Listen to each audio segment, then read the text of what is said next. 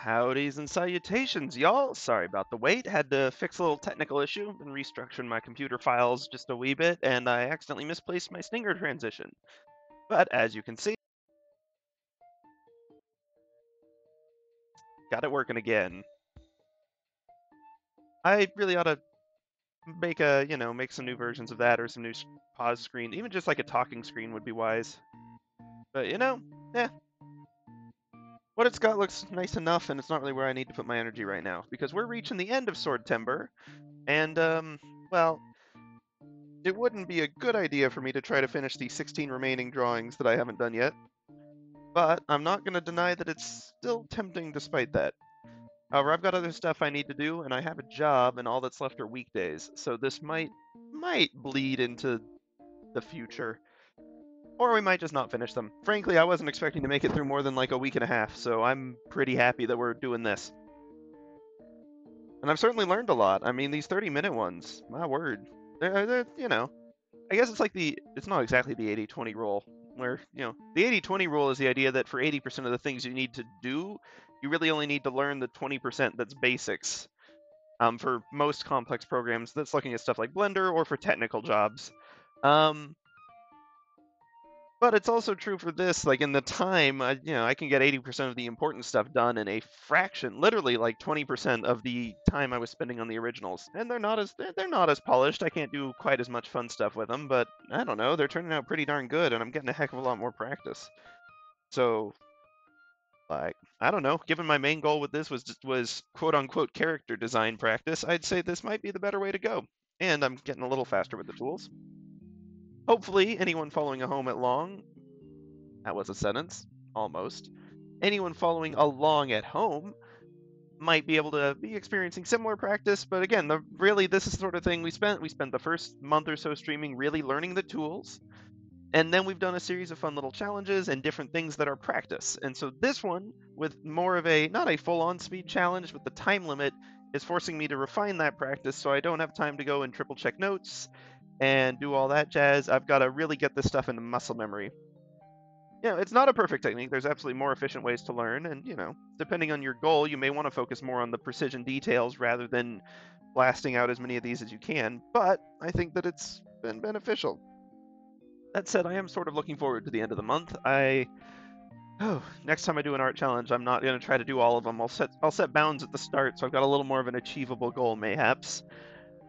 Especially because, again, the next art challenge I'm looking at, is for November. I like Huevember as a concept, but I don't necessarily think I can keep up with it every day, especially not because what I really want to do with it is Blender nonsense. So, we'll get to that when we get there. Lets me tap into an old art style I used to do back in the day with some paper crafting and monochrome. But we'll see. Because I am seriously so excited to get back into 3D. Like, again, I have grown to enjoy sketching and digital art a heck of a lot more than I did when I started, but it has always been my least favorite art form. A really critical one for almost everything else, but not the one that I find to be just like relaxing and joyful. And it's insane to call Blender relaxing, but like there's something about 3D modeling that's just really satisfying, and something about working with actual tangible things too that I just find more satisfying um, than necessarily the sketching. Also, I'm better at it, so some of the satisfaction may be an ego thing. I'm not above admitting that. But hopefully we can get past that a little bit. Man, I need to brainstorm a better idea for that sword. I'm looking through my list of swords I've brainstormed so far, and I've still got plenty to go. Well, I've got a lot brainstormed. I've got an okay number, at least 5 more, where I've got a draft sketch done. That way, I'm not trying to do all the ideation stuff in the 30 minutes. It's just for execution. That said, I do believe that we've got some good options for today, including some catch-up options that have been long waiting. So, I think we're gonna knock out some real old ones. Wow, I'm gonna have to pull up that reference image from like, it feels like a month ago. It was probably only like a week and a half. Time flies when things get busy. There's 2 ways to make time fly. Having fun, sure, that works, but having deadlines also does it. For better or for worse. Usually, well, usually both, truthfully. Okay, I'm cracking open my Fraxinella reference, because that's right. We've been dodging this one long enough, but it is time for us to finally get to Floral. Let me crack this timer open. Man, I've been putting off Floral for so long. Embarrassingly long, really. 30 minutes, 50% volume. Let's do a sound test real quick.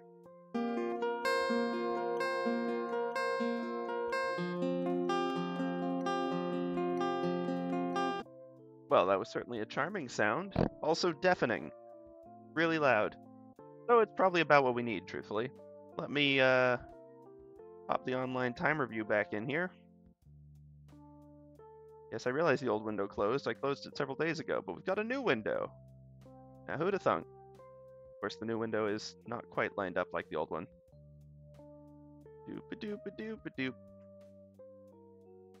Doop-a-doop-a-doop-a-doop. Nope. Don't want you to decrease the size of the 30. I want to see everything. Oh, whatever. Good enough. Because I can't resize more than that. It'll do. Hopefully it's not too much of a nuisance for anyone. And let me see if I can't get it going. Oh wait, hold on. We've got our traditional setup. We always do. We've got to get ourselves. Oh, yep, and click back in the app, I suppose. Got to get ourselves our sketch layer going. We got to get ourselves layer 1. And let's see, with this color scheme, background. Honestly, this might be a nice background color. Rare that I'd go for like this one particularly. I think it'll be good for this particular challenge. Maybe the deeper one even, but I find it might be a little too intense. We'll give it a shot. How's that look?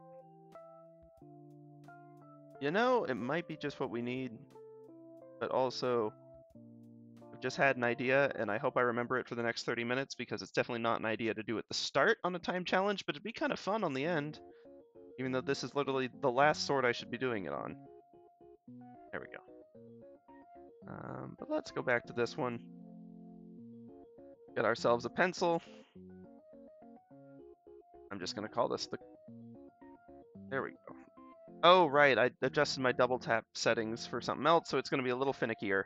I've noticed some issues. Hey, it's working right now. Hopefully it stays that way. Sometimes when I open CSP, this little slider down here, or any sliders like it, don't really like to register that I'm clicking and dragging.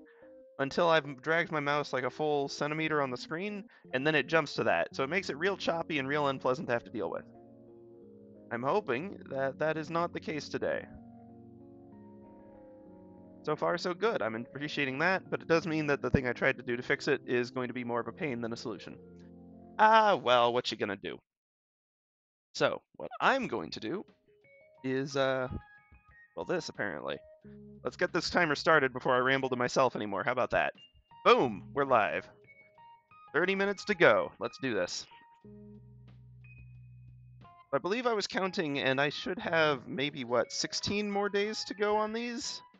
Um, problem being, September only has 5 more days, including the one we're currently in, which is, not ideal, you might say. Let's see, looking at these, it's just going to be a real soft curve, ain't it? Something like that. Um, this is vector layer. Okay, good. Crikey. I should really do some more curve practice one of these days. This'll do.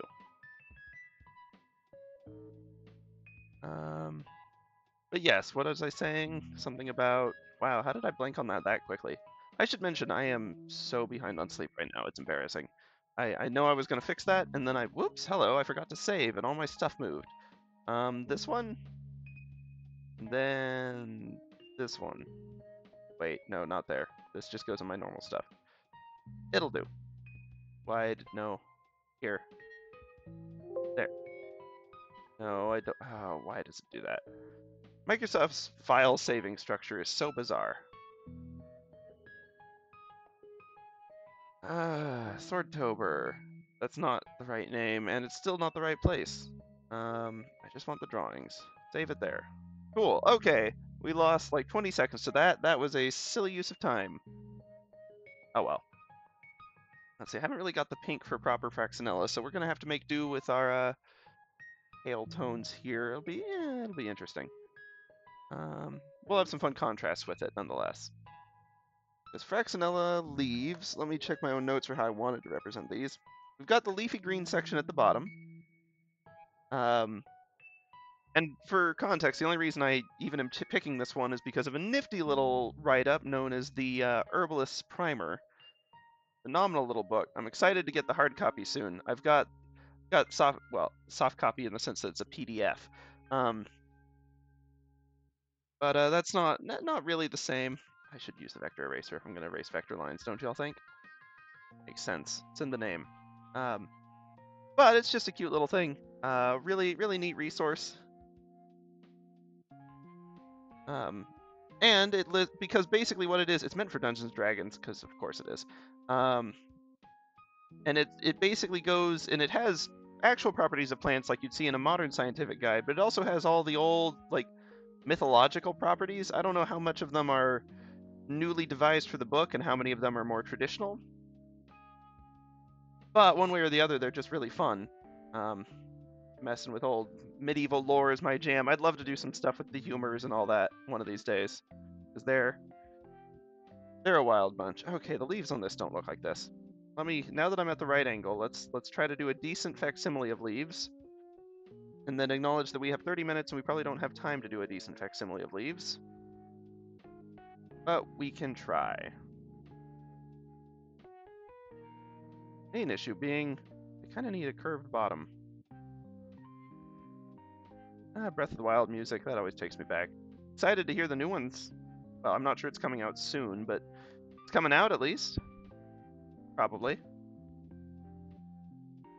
I mean, after the success of the first, there was never really any doubt, but there was doubt if it would be in the next 7 years. Which is still, not certain, I suppose. Okay, Fraxinella leaves. What is... Quick, let's see. Assuming we've got this. Really more like this. And then, got, your typical... It's a symmetrical one, that's fine. But the way they actually meet the stem tend to be in pairs. And then, yeah, sort of like slightly alternating pairs. Then like another pair. And goes up a little bit, and the next one. and then another one, and up in the next one, and then tip it off with one that sort of tilts off. That'll do. I mean, it won't do for the amount of time it's taken. So I'm just going to leave one as a sketch, and we'll use that as a quick reference to do some simpler stuff, but we'll only really have those down there. So what we're going to have down here is like maybe 2 or 3 or 4, whatever of that.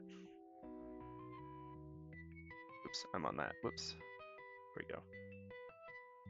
Come out from the middle. We should have one pointed vaguely towards us. Anyway. Like that. Oh, whatever.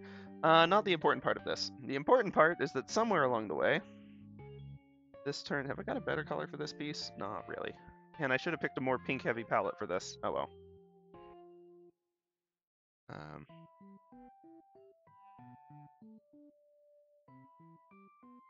That'll do. Everything above that will be in this reddish hue.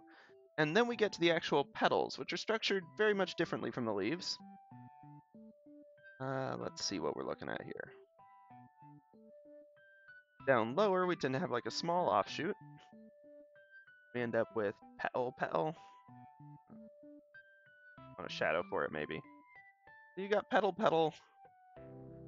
What are they? They're like clusters of 5, and then you've got the stamen like that. I'm not going to be able to represent that in a useful way. We'll have to figure out how to abstract this as part of this. That's one thing that I thought I'd prepared more than I did, so I'm a little disappointed with past me for that. Oh well. Oh well, Sif. Next time. Got these, and then they've got just like a whole bunch. That, like little blops on the end of them. Whatever they are.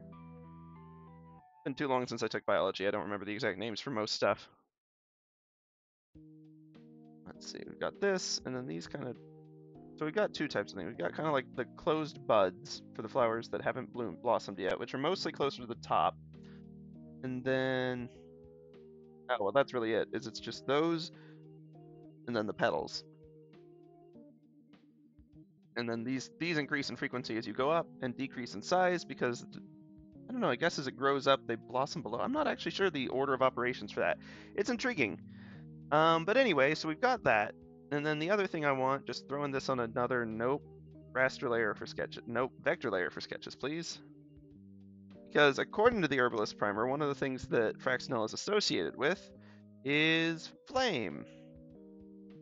So I figured this would be fun as a sort of alternate take on a fire flower. But of course, that's going to mean I have to actually render believable flames somewhere behind this. And you better believe I'm abstracting the heck out of that. Because my ability to create believable flames, dubious.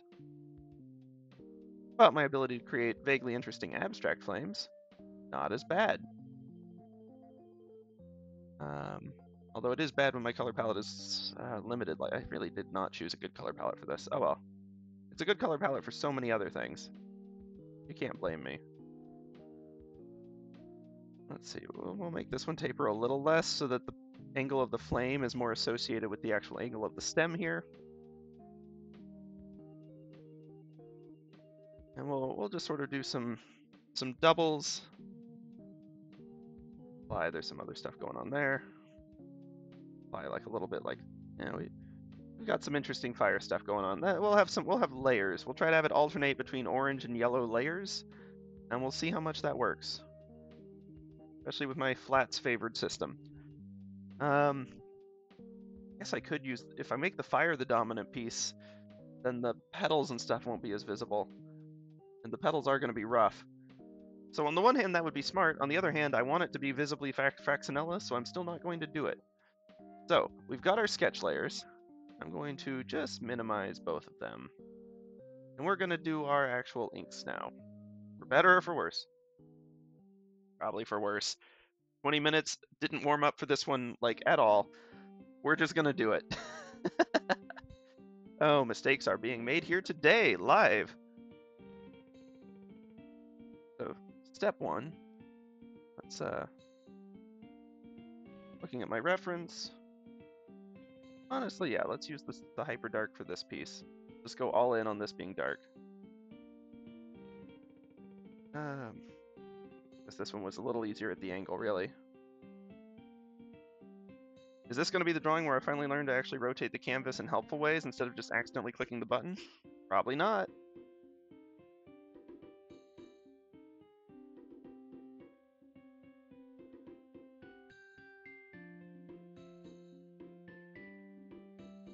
You might say this is cheating, and I would say it's digital art, and in art there's not really cheating unless you're just tracing someone else's stuff. But I would also point out that, yeah, I'm doing a bad job of this line. Oh, not the width. Redraw vector line, please.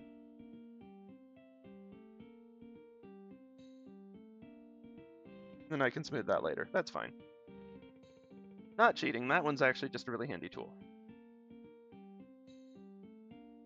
That said, it'd be nice if I could get this somewhat close. Oh, and pressure on that was rather poor. Oh well. One more go. Then I have to admit that I just need to sort of rework this one.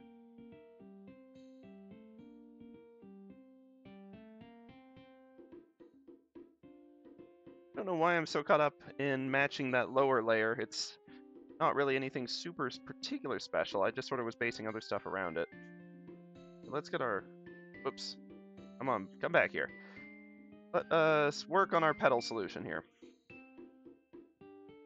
Oops, still not the right tool. 19 minutes. Awesome. This is going... And this is all on the sketch layer, is it? No wonder the colors seemed off. And I kept grabbing the wrong layers. If I remove sketch... Oh good, that's not. Okay, cool. Then we're fine.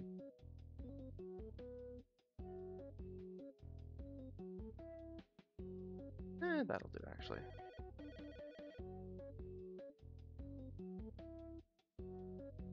These are turning a little more thornish than I'd really like them to.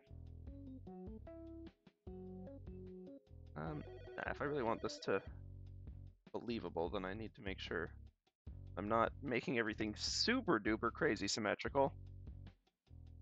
Like, I realize it's not great to, like, humans just aren't great at simulating randomness in general, but, like, I don't know, I could try. I should also make them a little thinner.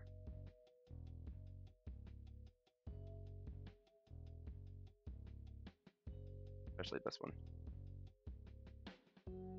I'm gonna have to do so much vector fixing, I'm not gonna have time to do anything else. Oh no. Pop that one behind, and at this point I'm just gonna hide that sketch because I think it's causing us more harm than good for this layer, for this like section of it, I mean. I don't really need a whole lot of detail on these, truthfully.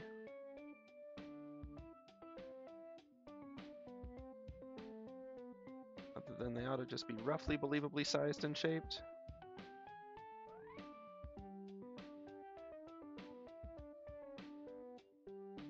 For one that's going to be fairly distinctive compared to the others, I want to make sure that particular leaf is right. Yeah. Okay. So much fixing, but that's okay.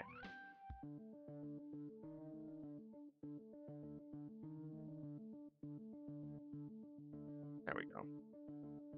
We'll just sort of keep at it.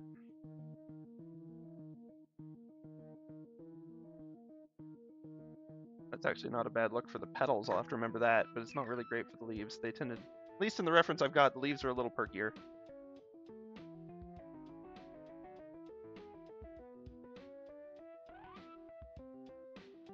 Alright, I got some of those leaning up. I think this one's just redundant, and this one isn't matching the curvature the way I'd want it to. Oh yeah, that's kind of interesting. We'll have one that does that. That way we don't have over-symmetry of just branching out from either side, but we do still have kind of balance, so we're not messing with the overall alignment of the stem, which is kind of directing the flow of the magic, amongst other things, so I do want to keep sort of the motion of the picture, for lack of a better word, along the stem still.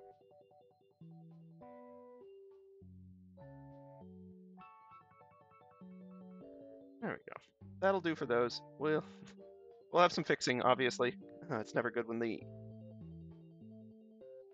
the sketches are looking better than the inks. Uh-oh. Oh well. We will make it work. Okay, so up here, above a certain point anyway, them really ought to be more of a reddish tone. Probably ought to bring it down closer to the fire base, truthfully. We'll end up with our own little outcroppings like this. These end up looking more like flags than petals, but that's okay. And let's see, the Fraxinella petals do appear to be hard to get a good judge, but I think they are clusters of 5. I should have done them in the lighter tone. That's okay, we can fix that. Starting now, anyway. That'll be a better tone form going forward.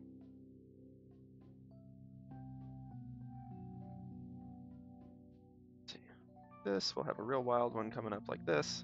And then maybe, maybe some of the flames will obscure. Like, not this first orange one that's behind it, but maybe the yellow one will. We'll have it sort of intertwined with the fire, which would be a good effect and would save me from having to draw 50,000 of these. If you look at an actual Fraxinella picture, they have so many flowers. They're very pretty.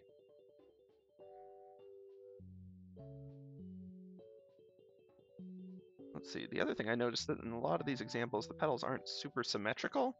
Well, the petals themselves are, but the alignment doesn't seem to be, and I don't know how much of that is the plant and how much is the specific plant they photographed.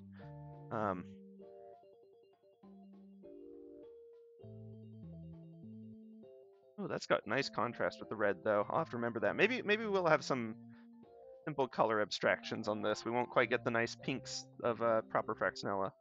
That's okay.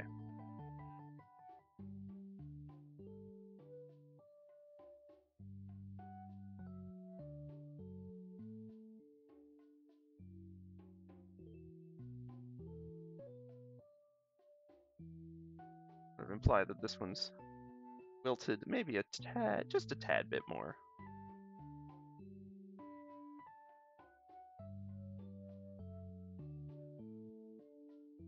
Interesting plant, this. Okay. So thinking of the ink, this being ink plant, and then I'm going to want 2 flame ink layers, I mean. Ink fire front. Oh boy, look at the time. Ink fire back.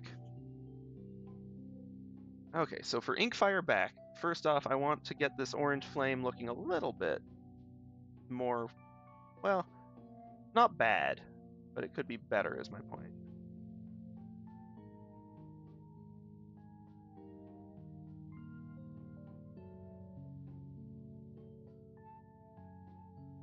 Doesn't necessarily look like it originates with the plant, but I'm not sure that that's something I'm going to be able to capture real well regardless.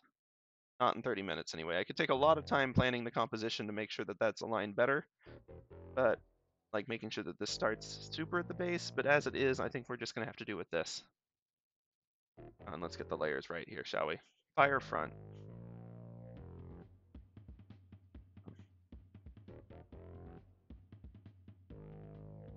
I've just realized that the orange is behind the plant, whereas the yellow is in front of the plant, but the yellow is behind the orange.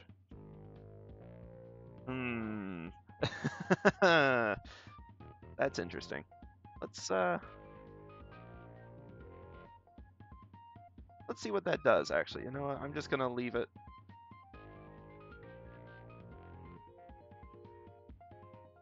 All right. A little higher because it's in motion with the plant. And then the next ink fire, actually, hold on, thinking about it. The next ink fire front probably be this yellow over here. Okay, so the yellow is in the front, the orange is in the back, but the yellow is behind the orange. Physics. Sincere apologies. Oh boy, I want this one to actually be behind, don't I?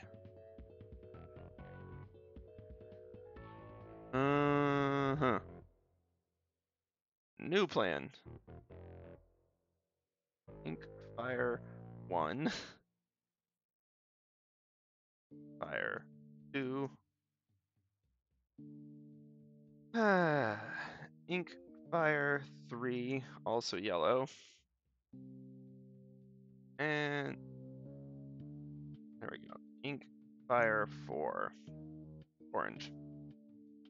This is not a smart way to do it. Especially not with 10 minutes left. Yikes.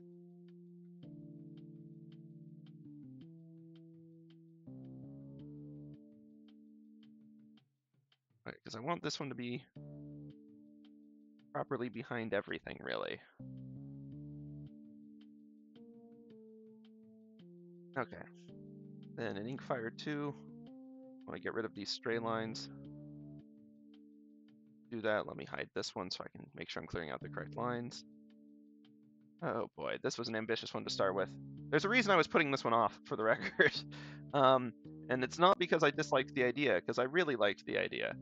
But it's just, at least I have found it hard to conceptualize and much harder even to then actually implement.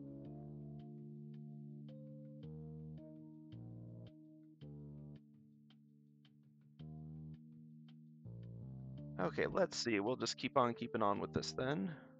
Not much else one can do with only 10 minutes to go. East. Okay, come on, back to this, please. There we go. Now let's hide the flames real quick. And let's hide the flame sketch. Bring back. Where did plant go? Here's plant. Here's the one fire in front of plant. And the other physics defying flames as well.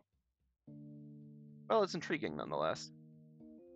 I think the most back one actually also ought to have like a little bit more yellow supporting it.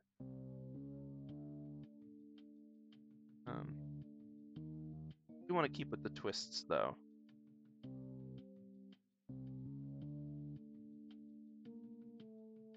More of a curve and then up. That way they're really in alignment. There we go. I think that will be sufficiently interesting. And also maybe the flowers just, well, no, the flower will be behind this one. And we'll just make it work. Okay, so actually, yeah, let me think. Let's put away the plant for a second.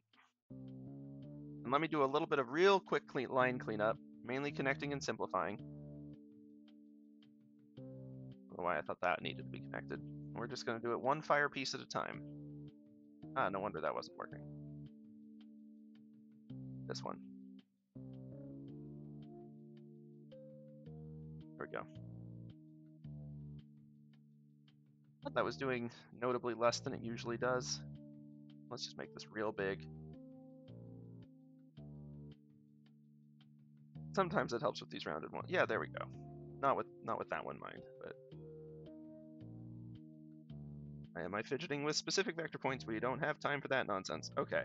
Nope, that's the plant. We'll deal with the plant in a minute. This one. Get rid of the stray lines. Oh, this is going to be a tough request even for the connect vector lines tool. Yeah, I didn't think so. Now let's try that again. And that one. Simplify those awkward bends. It was actually a little better before. Definitely simplify these ones though.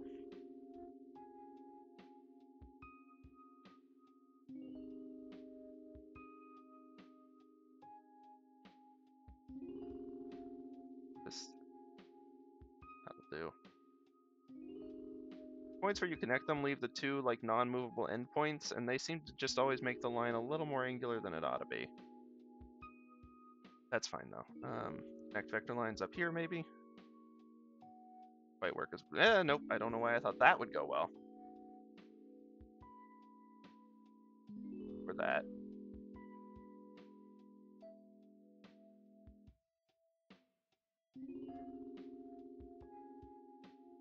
There we go. See, that's a nice flame. That's the plant. That's the other flame that we made decent. Flame number 3. Not a whole lot to do on you, I hope.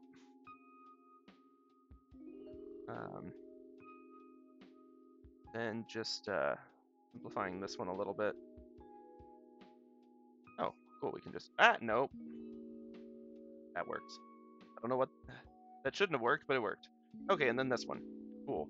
Connect vector lines. Doop, doop, doop, doopy doopy doop. And the point there. Do a little bit of simplify. I knew it wasn't going to help with this one.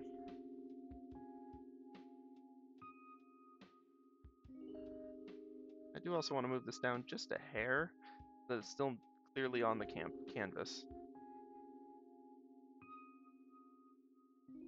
There we go. That allows for some interesting line stuff. All right, we got plant back too. Never on the layer, I think it is. Plant's in front of everything except for. No, this should be behind plant. Okay, good. This is the one that's in front of plant. Yeah, there we go. The next up, and then this one is on top, and then this one, and then that. Okay, good. We've got the order correct. Y'all know what this means because we got 5 minutes left. Uh-oh. Uh-oh, uh-oh, uh-oh, uh-oh. Color layer, go! Actually, hold on. For this one, I want to hide the plant layer so that it fills properly. Because it's going to be in front of plant. It means its colors need to be in front of plant too. So actually, hold on. There we go, fixed. We can hide the other pieces, just this one. Color fill that. Cool. So that is the top one sorted. We've got plant. And then number 2, orange. Gonna hide plant again. Don't know why I thought that would work. Still don't know why I thought that would work. You know, I should have closed all of these. Good enough. Ooh, mistakes have been made on this particular drawing. Let's see. Cool, that's 2 of them. Then we've got number 3. This one should be comparatively easier to deal with on the color layer. Excellent. A little bit of line cleanup. Then number 4. To be safe, clean up a little bit of this edge too. Or not.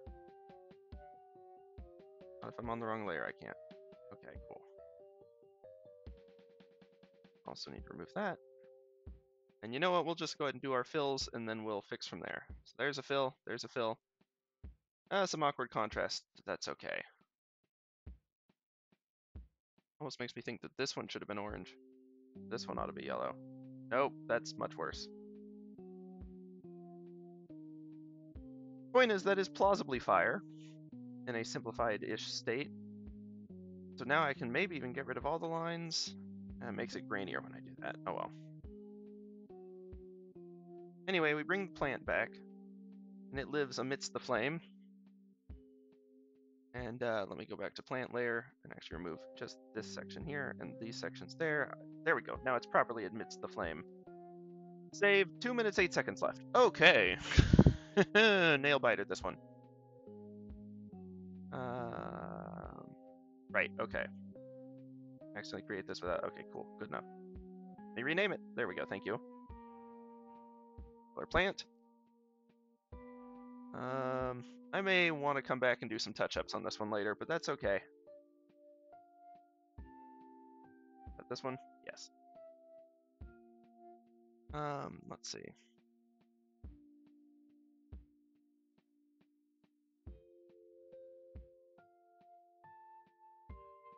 Not even close to being on the right layer. Part of the issue is the layer proliferation, and part of the issue is me spending a long time not really thinking this out. That's what, Fire 3, I think? Yeah. Okay, cool. 1 minute, 40, oh dear. So, let's see. Option 1A. Oh yeah, I'm gonna want to fix this one so bad later. But we'll post the 30-minute one first, and then maybe at the end we'll have a, like, go back to fix thing. Like a top one, like if you could redo 1 or 3 or whatever. We'll see if we get to that point. On back to the plant layer. Back to the plant layer, because I should remove anywhere that the stem overlaps the petals, because that doesn't make any sense. 36 seconds. Okay. Fill. And I should have done the red outline on all of them so it'd have the nice pink contrast. Hold on, that's orange 3, right? Okay, no, it's orange 1. That's fine either way. That's also fine. All of that is fine. This is fine.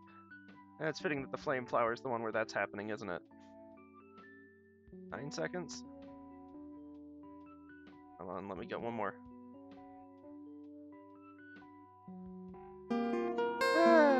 Okay, hold on. Let me... Okay, fine. There we go. I've got to admit, we're done. There's more that needs to happen on this one. It's, Mainly, I need to continue the flowers up the stem. And I spend a little more time on the flower petal, like the flowery parts. Honestly, the leaves at the bottom aren't bad. I could leave those as is probably. The actual flower petals need some tweaking. The fire is good though. Fire I'll leave. It's sufficiently intriguing. Stem itself, I need to think about. That green border on the pink isn't really working either. Oh well, you know, 30 minutes. Point is, that's a heck of a lot more headway than we'd have gotten if I was trying to spend the whole time. Maybe I'll do some patch up on that one later, but only after everything else is done, and I have a sneaking suspicion I won't have time to do patch up on it, so that's okay. Let's see, this layer doesn't do anything. These layers are sketch.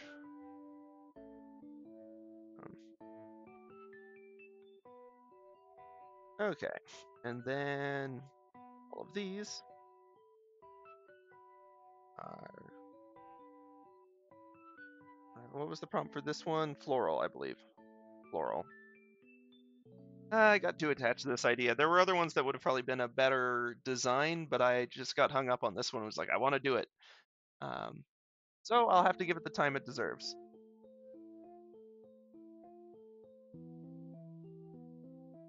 Plant looks better without the borders, except for the flowers. If I just did the flowers in red, actually with like pink accents, this would be a lot closer to working. Okay, that's good to know.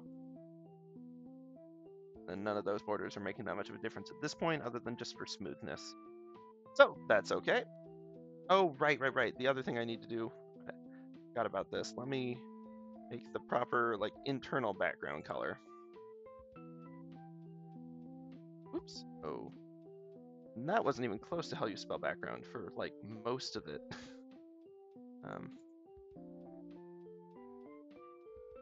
All right, this one. I know this is gonna look like I've done nothing, but I have done something, because now I can turn the background off, and it's still okay. Okie dokie, because I'm gonna want to swap the background for the next ones. Let's save, let's hide this one, and let's move on to our next one. Okay.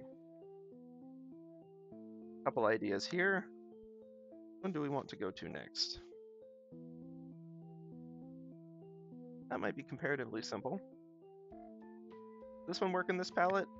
That actually kind of does. And I think I know the background color I'd want too. Well, 2 options. This one might actually be good on this background as well, thinking of it. So yeah, I think that's what we're going to do. We're going to do this one on this background, but we are going to take a brief pause beforehand. Just real quick, don't forget to hydrate, drink, eat a little water. I stand by that sentence. And we will be back in just a couple moments. I will see y'all on the flip side.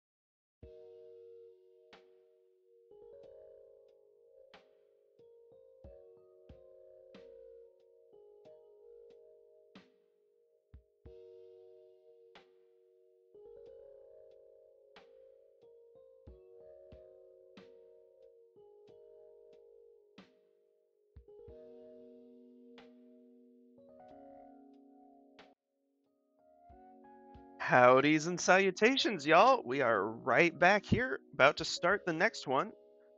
Let's see. Where we left off, we had just finished our little Fraxinella. Well, finished is a generous description, perhaps. But we had started and made excellent headway on the Fraxinella. Truth be told, there are two prompts that I'd been hesitant to do because I haven't really planned them out all that well. This was one of them. The other one we'll probably also have a go at tonight, so it's going to be an adventurous night. I've got some much better designs later, but I wanted to get these out of the way so they're not lingering over my head. The other one, for the record, is snake. So whenever we get to snake or serpent or whatever the exact prompt was, let me check real quick. It was, it was just snake. Anyway, yeah, I hit those 2 days in a row, and I was just like, oh, these are crazy designs. I need to simplify. But we're not going to do that. We're just going to keep on plowing through. However, I do want a little breather between those two, perhaps. So, instead of jumping straight into snake, I think that we're going to actually do shell, which is another one that I thought would be horrible. And truth be told, it was horrible in terms of me coming up with funny pun designs, because I don't want to do anything with the gas station. I feel like there'd be copyright issues, or more importantly, just, I don't know, that's not as fun.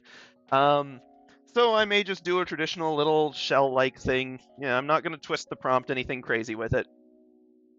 But we can still have a little bit of fun with it, and hopefully it'll be a decent-looking design at the end. Okay. Man, after this, I have got to fix the double-click. It takes me like 6 double-clicks to actually double-click anything. There we go. Got that one on the first try. Well, second click, so, yeah, close enough.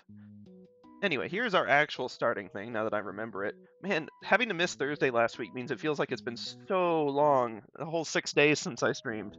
Which isn't long, but it feels long. Okay, this one will be the background for this particular drawing. Which, be told I'm torn on whether to go with a dark background and a light blade, or a light background and a dark blade. I guess this is a good point to remind everyone, it's been a while since I've said it. Backseating is certainly allowed. You're welcome to chuck whatever you want at me in terms of comments or news or what have you. Opinions, thoughts, random ravings, whatever you want to throw in there. I try to take comments into account. Doesn't mean I can necessarily follow every suggestion. Not for a massive quantity of suggestions, but because there's some that are beyond my skill level or what have you. But we will try, you know? We'll try to make things work. So if you see a design choice I'm making and you're like, wow, that's phenomenally terrible, feel free to yell at me about it. Or don't, you know, I ain't grading you on participation. You don't have to raise your hand at any point this semester. So let's see. Dark background, light blade, light background, dark blade. Dark background, light blade. Final answer. Okay. And with that decided and this layer renamed, oop, 1 second, give me just a moment, y'all. Thank you. Then we will jump back into it. It's about time to get the timer going again. So, with that, we will click start and we will begin. Please ignore the fact that the timer scrolls away every time I have to use it, such is the way of my limited OBS skills. Okay, so first up, right, clicking back into it does weird things. 90 degrees shift. I don't know why I don't just start it horizontal, but I don't. And we'll just have to live with that. So first off, this one I actually want to have a rough idea of alignment for it. Since we're doing the light blade, it'll be the light blade. We'll have an interesting accent on it. That's fine. We'll just do that, though, for our sketch layer. Straight line tool to the rescue, as it often is.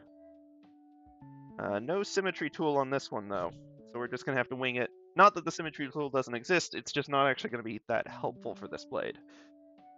So, getting into our sketch mode, zoom in a little bit. So this prompt is shell, and there's ways to go with that are kind of interesting, but it's not really, like, my super cup of tea, particularly. So I figured I'd just make some hodgepodge you'd see probably put up in a fancy, like, sailor-themed bathroom, in, like, a little glass box where they've put a bunch of twigs and shells and junk together to make a shape. Not that there's anything wrong with those. Those are fun and quite lovely much of the time. But they're not really my personal cup of tea, so to speak. We'll just throw some casual, drifty, woody-ishness in here. We'll latch a shell onto the bottom of it because, you know, we got to fit as many shells as we can into this, really. That's not true. There's no reward for fitting the most shells into this. I don't know why I ever think that'll work. It turns into a mushroom or a hammer every time. Just shells. Just do something like that. That'll be fun. Flip that around. We'll assume a light source from the top. We actually managed light sources on some of these other ones where we weren't panicking about how to design flower petals. So we'll assume light source from above. That'll give us some interesting texture. Save on this, why not? Just to the end of light source. Already made the twig pretty light, but we can have a little shadow on the flip side of it, I suppose. A little representative shadow anyway. Okay. One more pastel-y color. I should really make the clamshell out of like the light blue probably, and that'll have better balance anyway. We may go back and do that, but correcting mistakes is not as important as getting the correct content on the board right now. Any answer is better than no answer. So don't spend the whole darn time before we even get to the blade. Is what I should have told myself last time, but I didn't. So we're just gonna have to keep on keeping on. Okay, kind of a curve down here. That's fine. This, I'm just going for like a random bit of coral, and I realized that A, coral are not shells, and B, coral is actually a different prompt from later this month. But I've got ideas for that one actually. Although I'm disappointed that shell and coral are both in Swordtember. Like, that just feels redundant. I realize they're different, but like, theming-wise, they're not that different. Okay, now for the sort of centerpiece of it, quote unquote. Let's see, I actually... Thinking about how I want to do this, I think I want this one back to vertical. Truth be told, I should have done this whole one in vertical, really. It felt awkward drawing sideways, which is weird. Usually I like the side drawing. But if you're not familiar, I don't remember what the name of this type of shell is, but you're probably going to see it on basically all of the Swordtember swords because it's long and narrow, and I was trying to think of a design that wouldn't use it, but it just looks really, really good for a sword blade, frankly. Like, you can just believe it's a piercing weapon. No questions asked. Super plausible. Let's see. That said, I'm going to have to start making the sections a little shorter. And this will probably be a comparatively short. This is really going to be more of a dagger. Because I'm actually figuring it's actually made of the shells properly. But it means that we're definitely not getting to the full length on this one. Especially because the subsections tend to get shorter as it goes on, too. That's fine. I do want to sort of smooth out the curve on these lower ones, though. Because that's, it's really supposed to be a little more of a spiral, I think, really. So it shouldn't be a sharp edge there. It should be a proper curve. And let me check my coral against my notes, because I do think the coral got a little wonky. And, oh, right, actually, before I do the coral, one more thing. Gotta work some seaweed in here somewhere. We'll have a little bit there, latched on. I'm just gonna say that someone very lazily lashed this together.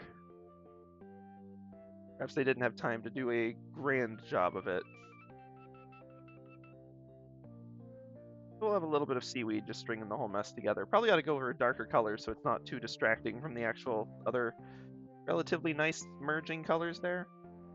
Anyway, probably should have just made that the final inks layer, but I actually do want to go through and try to do some slightly nicer inks. I know for some of the past ones we really have just used the sketch as the inks, but this one, we've got the detail basically sorted out. I no longer am too worried that it's going to take me a massive amount of time just to get the basic details on. So let's see. One thing we discussed was using this. Let's try to actually make some nice lines. And not just using the straight line tool. Although, again, it's not cheating. It's a handy tool to have in your arsenal. So I'm not above using it. I'm just not using it right now. Just because it's a handy tool doesn't mean it isn't still helpful to know how to do it the normal way too.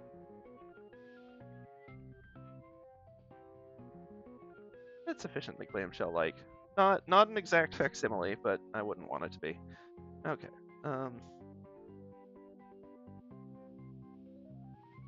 Let's actually go with the light color for most of the twig. A little bit of driftwoody nonsense here.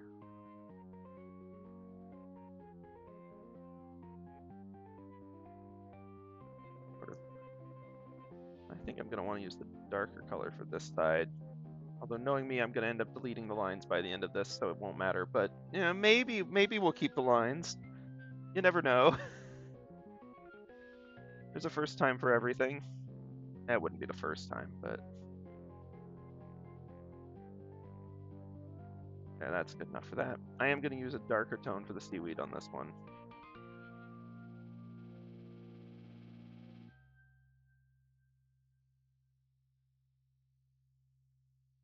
There we go. And I do kind of like the idea of the seaweed being loose-ish, as though it's sort of drifting in the water.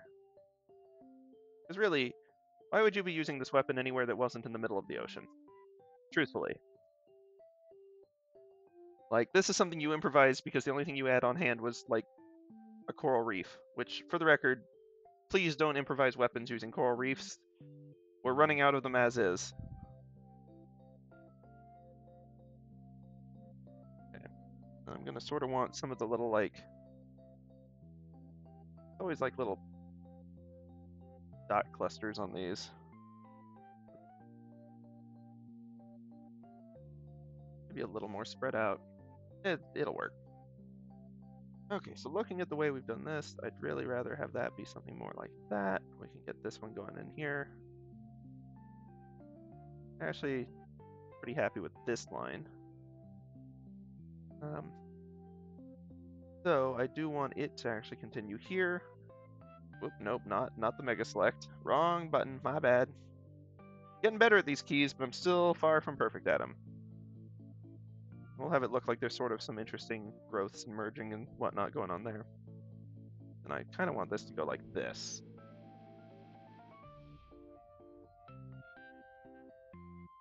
Floral is fascinating to me, but also like a little bit intimidating. Just it's an amazing plant that can build, well, its own castles or structures or whatever it wants, really, out of itself. Pretty neat. But it's also scary in the way that mushrooms are scary, in that it's a plant that can do things.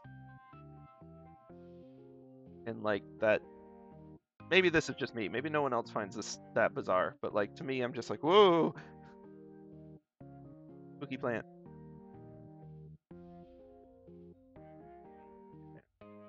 We'll just keep going with this. I guess it'd be a nautilus shell, I'm not really sure. And zoomed out real quick, how are we doing on length on that? We can do a little better. Let's start a little bit bigger on this bottom piece. 19 minutes, that's okay. We're doing okay. Oh, actually, hold on. Since we're on detail mode,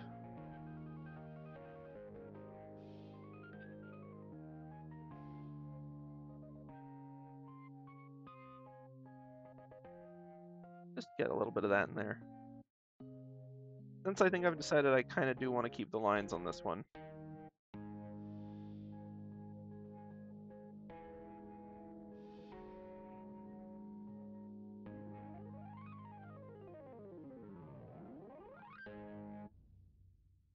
We'll add some shading too, but having the line work on this one actually doesn't seem bad.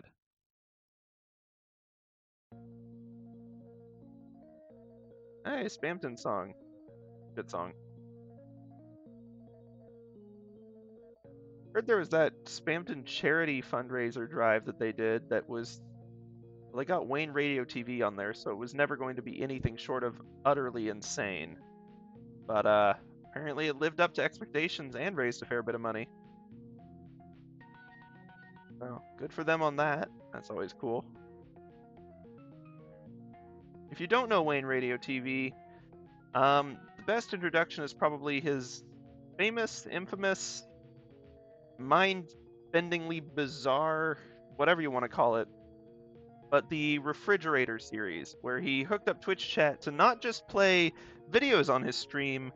Oh no, he hooked up his printer and went through reams of paper as Twitch chat printed him memes, and he posted the best ones on his refrigerator behind him while playing the Final Fantasy VII remake. It's well, it's 2 hours that might give you brain damage, but man, it is an enjoyable watch. It's bizarre for sure, but it's fun. Okay. I highly recommend if you're ever looking to lose brain cells. And I don't mean that as an insult. It's just really funky. Let's see. How do we want to do this? I feel like I actually want some of the pink to get like a little bit more of a reflective-y, kind of interesting thing going on in here.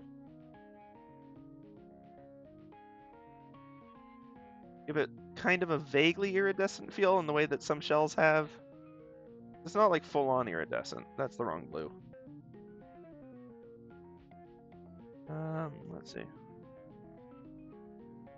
And as we get up here, it's going to have a little bit less per each one. This will probably be the last one with both colors, if I'm being honest.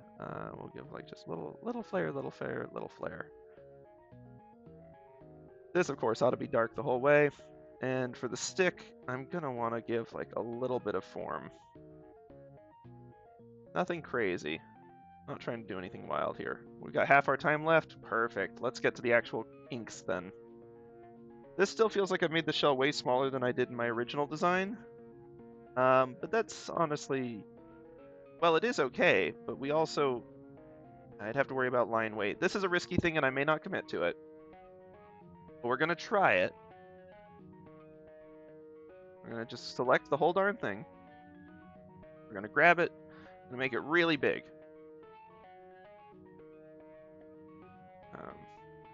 Nope, not that. Really big. Then,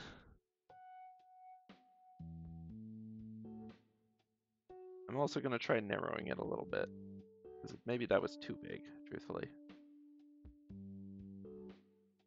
This has ended up looking rather silly. There is one thing I can try before we say that that's too silly, and that's adjusting the line width, probably narrowing it by, we'll start with 1. Get a slightly bigger brush than this.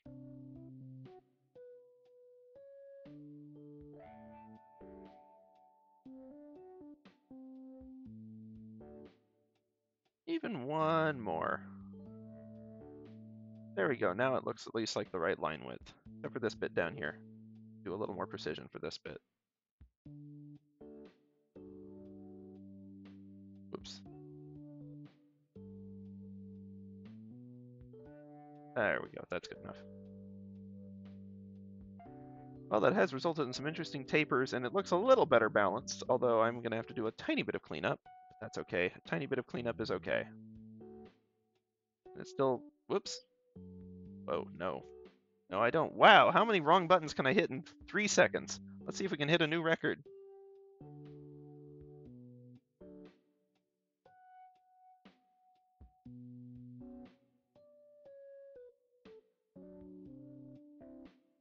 I believe I actually got that little one.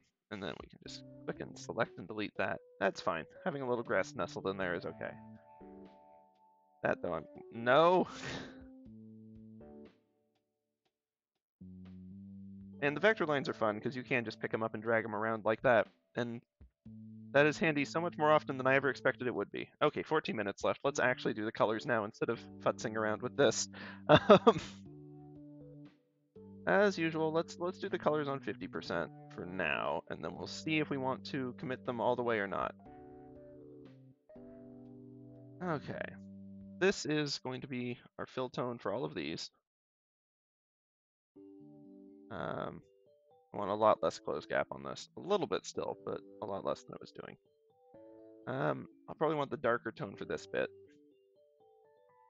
We'll just shade it. I think we have time for proper shading, which is nice. Oops, we got some of the stick in there. We have to make the close gap a tad less, or a tad stronger, but that's okay. There we go.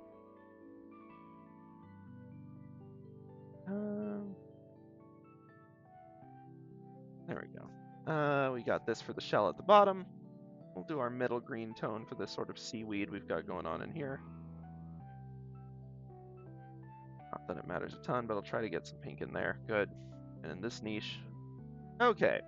There's our flats with translucency, but obviously that still looks a little awkward. Of course, if we make a max, we lose out on some details. Although actually not nearly as much as I expected. 12 minutes left. Interesting plan. Interesting plan. Bad. Overly ambitious, probably. But we're going to do it anyway. Flip this. Keep it normal, because we're staying in the color scheme. We're not just doing shading on top of stuff.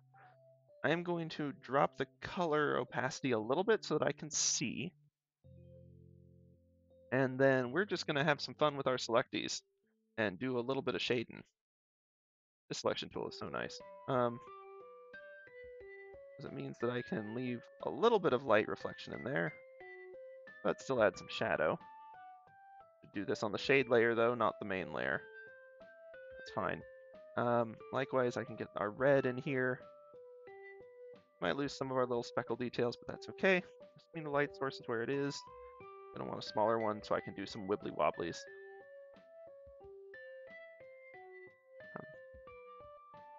Kind of fill in the wibble wobbles. It just adds some nooks and crannies of interest.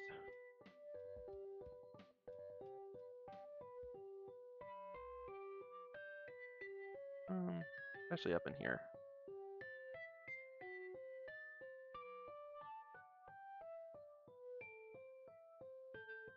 I don't want to try to get that whole edge in shadow. Actually, that adds a little bit of something a little more interesting. And I think all of this back one, really. Same for the green, too, by the way. Let's make this green proper green. May have been a little too much, but that's okay. Whoops, I have gone and messed up my layout. That's okay. Grab a 5 and just sort of do like a little bit of a green squiggle along the bottom here. Let's actually rotate this so the light source is at up, and that makes it easier for me to just think about where the shadows ought to be showing up. There we go. Have like a little bit. That maybe. Stick, obviously, well, not obviously, but like I feel like the stick is going to need like a little more than just the accents we've given it.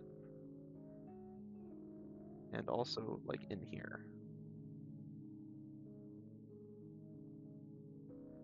The wibble wobble, whoops, nope. I hate that misclick because it loses your place on everything. Wibble wobbles on the stick aren't looking too good. Let's just do like a smoother one for that. That's better. That's a lot better for stick. That said, I do also think... Yeah, there we go. Okay, cool. Just shaving that shadow down a little bit so it doesn't look so rounded in places it shouldn't. Okay, as for the shadow on this, on the one hand, I don't want it to match the background. On the other hand, that's kind of the right shadow for it. Actually, it should be this one, shouldn't it?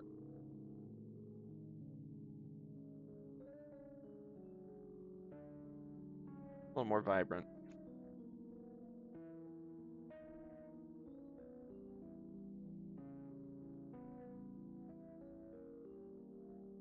And we can use a smaller brush to really add like a little bit along the curve. It'll help emphasize the curvature of that.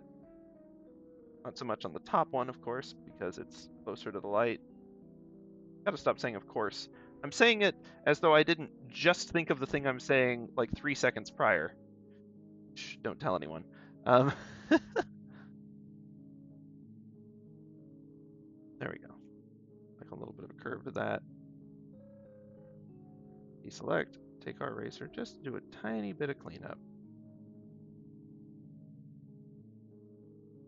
No, no, no. Oh well. There we go. Saved. Good enough. We can get like a little bit of something going on with the coral. It really should be super rumbly anywhere there's shadows for it. Really ought to be shadows like throughout the whole thing, but hopefully the little reddish spot marks will help with that a little bit. There we go. We've got kind of our weird coralishness.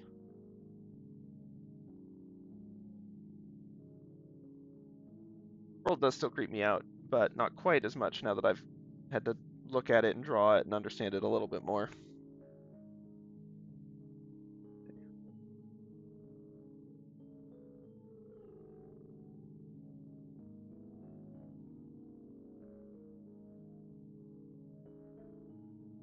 Up to a smaller brush as we start getting to these higher ones.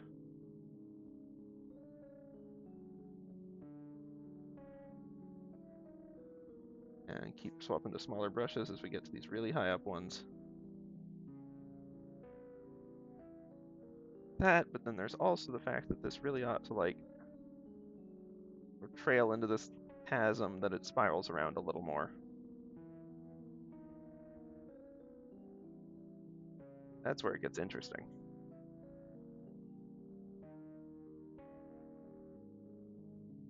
Smaller brush as we get up higher, where it's going to be a little more niche. How are we doing? 7 minutes? Oh yeah, we're doing fine. Nope, sorry, I don't want a screen tone. One of these days I'll actually use those. They're a neat way to shade. Old school, but also a neat style. Because what a screen tone is it basically just puts a series of, well, I mean, we can demonstrate maybe with something bigger than that.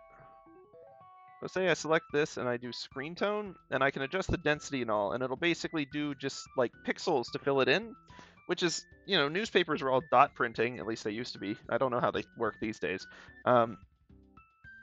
But this was how they do shading and stuff, is the dots weren't very dense, and so you just have like more dots in areas that were darker and few that were lighter, and you could use that with color to do all sorts of creative stuff. There's a whole lot more to it than what I can just explain in a few seconds off the top of my memory. But it's really neat, and it's a sort of classic way to do it. But they're really powerful as an art tool. Okay, this ought to be smooth. Yeah. Oh, nope, not. Let's maybe get like a slightly more tame one. There we go.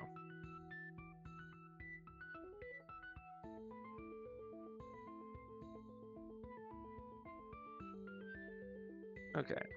Now, let's revert this back to its normal angle.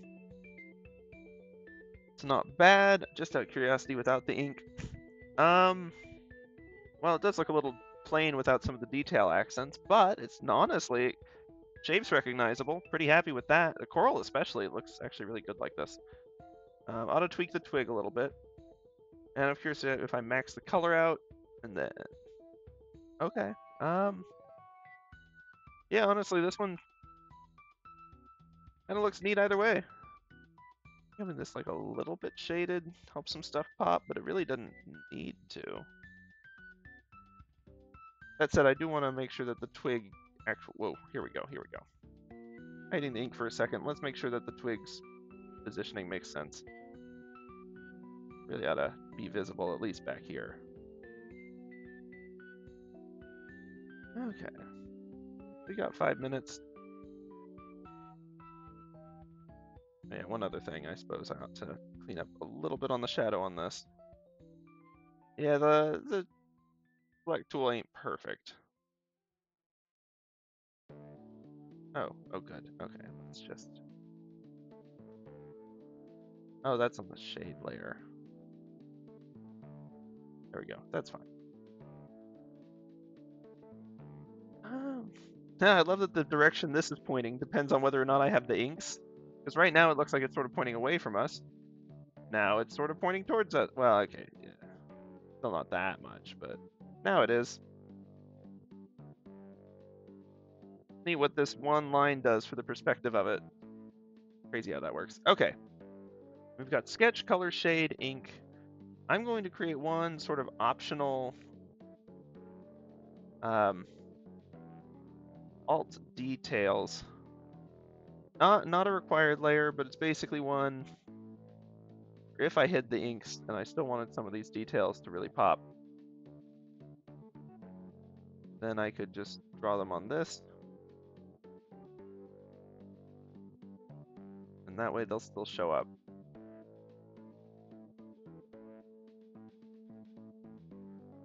Just in case I want to end up getting rid of the ink border anyway, I'll have that as an option. Let's see, and I wanted to keep that line a little bit too. On all details. And then these, of course, these are great. I actually quite like these. Including the taper, which I'm not going to be able to recreate exactly because that was from, some of that taper was from the resizing, ended up making it work better.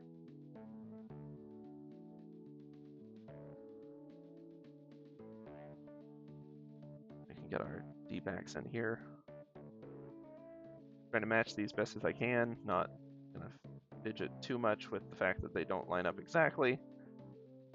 I say that as I redraw one like 4 times because it's just a tiny bit off. There we go. Okay. So now I have the option. Oh wait, one more thing for the alt details. Sorry. 2 minutes and 20 left. We might actually finish under time.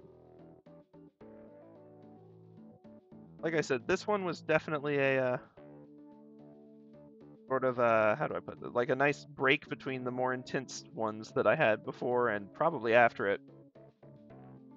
But it's definitely nice, much needed. Okay. So now just comparing, if I remove the inks, we still have our details, but we also have the nice cleaner shadows that we get. Yeah, some of the edges are a little grainy with it. And if I move color to 100%, still pops pretty well. I kind of like the slightly faded, although not all the way gone. But it's so vibrant at 100 that 85 is actually kind of a nice medium there, really. And the main thing, like, the line work definitely makes the edge of the shell, like, a little smoother for the border. Like, you can sort of see, well, actually, not really on that one. It does create an interesting sort of, like, back highlight on it. That's kind of neat. But the bottom shell here, it's better without the ink, I would say. And the coral is better without the ink for sure. Whoops, that was the whole thing. Like, without or with. Like, those deep shadows just look really nice without it. So I'm kind of inclined to go inkless on this one. As we said from the start, that's always what I end up deciding. Yeah, I'm maybe a little bit predictable, but that's fine. Okay. Then let's see. I think I'm going to call it for Shell, and we've got a whole 36 seconds to spare. Wow. We're really running ahead of schedule with only 36 seconds to spare. Ah, well, that's the way. Then this, ooh, okay, I just had a thought for this next one that might make it more interesting too. Because the next one, so help me, we're going to do Snake. I just need to get it done. It's been haunting me since day, what, like, what is it? Day 10. We're on day 25, and I still haven't done day 10. I've done days 11, 12, 13, 15, 17, and so on, but I haven't gone back and done 10. So let's just get it done. Hello, timer. That's a chipper little timer, ain't it? I like that one. Okay. This next one, we're almost certainly going to need to keep the line work, so I'm going to have to actually pay attention to it. And the quality is also going to be heckin' dubious. But that's okay. We'll go ahead and put away Shell for now. And we did get the, yeah, we got the background for Shell. Good. Because this one, we're definitely doing a different background color. Could make things interesting. A lot of dark backgrounds on this particular set. It's interesting. Makes the fire one pop, makes the seashell one sort of blend into the ocean. We'll see how it works on this one. This one may be too deep. I may need to adjust it. In fact, just as a comparison. Yeah, that feels too bold. We'll go back to the dark one and build from it, and that'll be that. Okay. Then let's do our normal setup. I'm going to go ahead and create the folder even, because this prompt is the dreaded snake. Not dreaded by anyone but me, but like, phew, I'm afraid of this one. So our background layer, once again, going to just make it match this. I will grab that color, and we will go and get a fill-in. You can see it changes here. That's really the only clear visual indication for us, but that's okay. And then this will be just labeled sketch, or sketk, as apparently I've typed it. We'll live with it. Let's set the timer. Whoops. And are you all ready for us to get started? Actually, I'm not sure I should be. Let me stand up for just a half a second, stretch my back. Not good to sit with bad posture for too long, and y'all can probably guess I ain't sitting with great posture. Maybe I need a posture check or something, or just to do it myself, like a responsible person. Either way, that's fine. Okay, stretch is done, sort of badly, but it's something. Okay, let's get this timer going. And start. Okay, so for this one, we've got snake. Step one of that is that I'm going to rotate the Sketka layer to about 90, and by about, I mean exactly. And we are going to pay the price of my hubris. So, let's see. The inspiration for this one was some of the old, let's see, I believe it was, yeah, old art of Quetzalcoatl in etchings and reliefs. So I think that'll be fun, but also ridiculous. But I'm hoping that the fact that it's a very geometric-ish pattern is going to do me some favors. Hoping, anyway. No guarantees of that. The sketch really... I'm not going to commit to pencil on this one. Let's do it in pen. If it turns out good, we'll just use it. If it doesn't, we just minimize it and do another... You know, that's easy. Okay, so I want like a little bit of an angle on this one. 45. So this is going to look insane for a moment, and then it'll come together. Just trust me. Am I on 3? Oh. 3 is actually not the worst for a border on something like this. Not a vector eraser. That's fine. Okay. Because first off, if I'm going to do this, I've got to at least have the face on it. And I did sketch this one out in advance much better than I did Floral, at least, so there's a chance we'll finish it.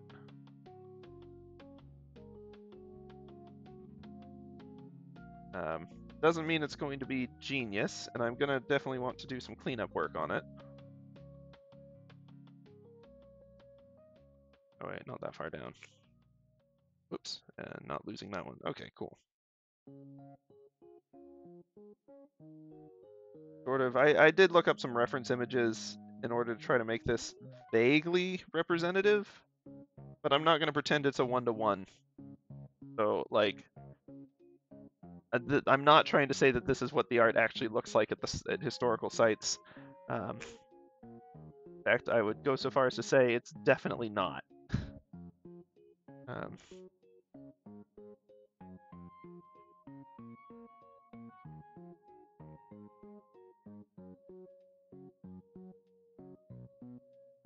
But it'll be a nice little facsimile for the front end of our snake sword. With sincere apologies to the original artists, wherever they are in history. Because, jeepers, this is going to be probably not the best showing in the world of their art. Okay. Thinking about this, I do want to do the angle down, but not quite as far as I had. Angle down, angle across, actually just straight line, really. And this goes down, and sort of up, based on my reference. Really just straight up then, I think.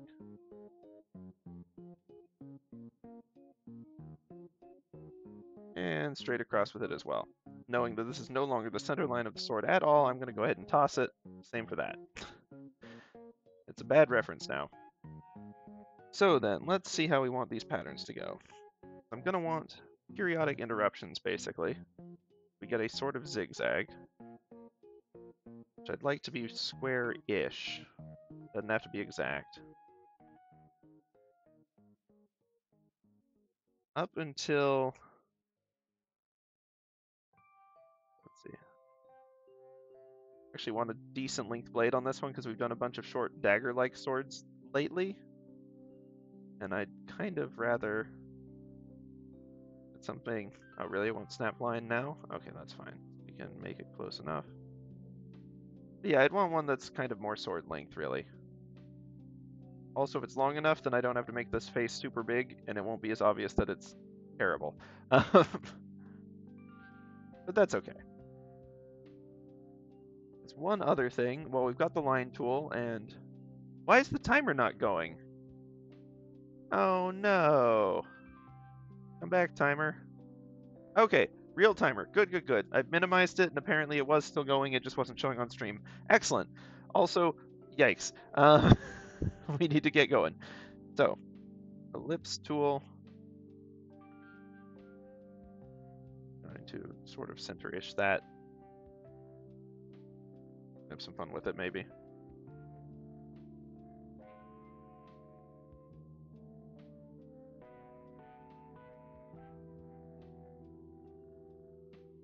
At least center these within each other fairly well.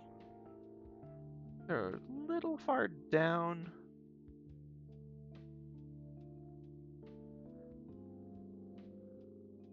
Okay, well, anyway. It's fine. It'll be okay. Anyway, get rid of these. We'll do just a simple hilt. Yeah, I'm glad that we just did the nice lines for this, because I don't think we're going to have time to go from sketch to proper. That isn't the line tool at all. This is definitely one where I'm going to rely more on the line tool, though. If I want the nice geometric forms, it is a nice tool to have.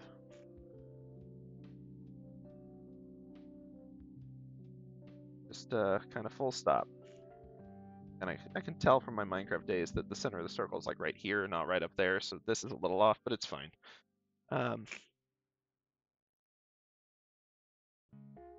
Minecraft is excellent practice for trying to learn how to identify where on the edge of a vaguely pixely circle you are. This is not a skill that comes up a lot, but it's also not a skill that comes up never, so like, hey. I will use it when it's relevant. Nope. Oh dear, I'm still on the circle tool. Straight line, please. Whoa, straight line, size 3 line, please. 23 minutes. Once we hit 20 minutes, I've got to stop with this and get into the actual proper details. Okay, that's fine.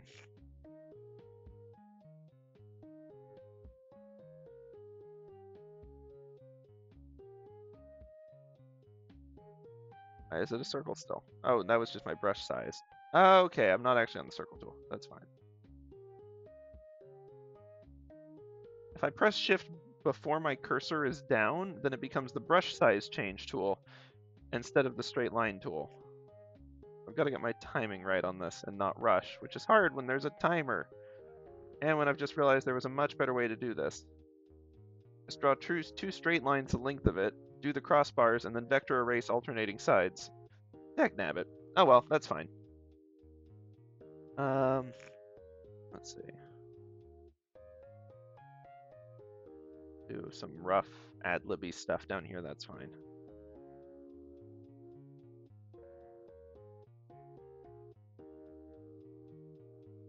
There we go, that's kind of interesting. Let's see, I've seen some designs so far from Swordtember that are really fun, that I kind of like as an idea. Oh, this won't work as well on the green background. Maybe I should do the red if I'm on green background, or green if I go with a red background. Okay, things to think about. Either way, we'll start out, well, maybe a light green will do it, actually. I kind of want like a little fluid container in here, like a little potion bottle wedged into the sword. And there's all sorts of fun ways to do that. Let's rotate it back the normal way and see if we can't do a rough facsimile of that. Not with the straight line tool, though. There's a few situations where the straight line tool is useful for water and other liquids, but this is definitely not one of them.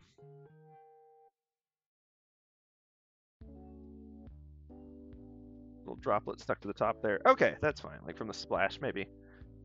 Anyway, we'll just leave it at that. Oh, rats. Okay, 1 second. I want to make sure that these actually line up properly.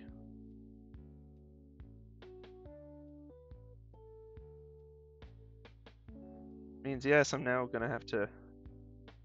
Actually, I'm okay with keeping that in there, but let's go ahead and remove it from in here. Shall we? Man, I didn't have a lot of ideas for these, did I, in my sketches? Oh, well, that's fine. We'll get back to the main point of the sword soon. Literally, the main point of it. That's a dreadful pun, I apologize. Okay, and sort of similar deal over here. Now, use the symmetry tool, this would have been easier. But, you know, meh.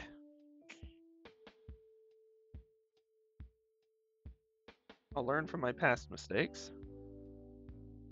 And just do this.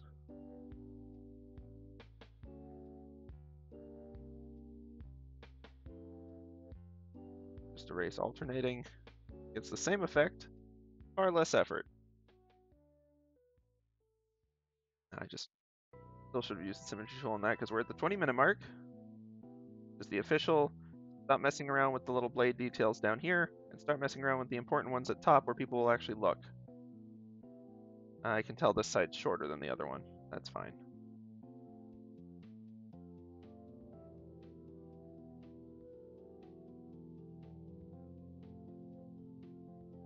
Okay, that'll be fine. We'll just keep simple for that part because the interesting bit should be up here, not the mouth of it. Not like a Chad chin. You know, well, it is what it is. Because what I really need to do is get some of the interesting shapes that are supposed to go support inside here. So first off, I do kind of want this to come a little further down.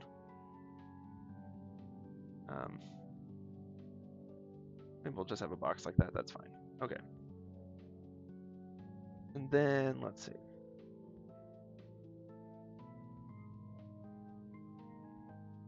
We're going to fill this with sort of a series of geometric forms that follow along the path of it, but don't go all the way down. So this one will sort of cut off here. I have one here that kind of goes. They don't have to be exact, honestly. Something like this. Another one to pick up where it left off and continue. And just kind of do this similar thing, pausing the line periodically to cut it off, then to keep on going. That's basically the game plan for filling the body of the sword.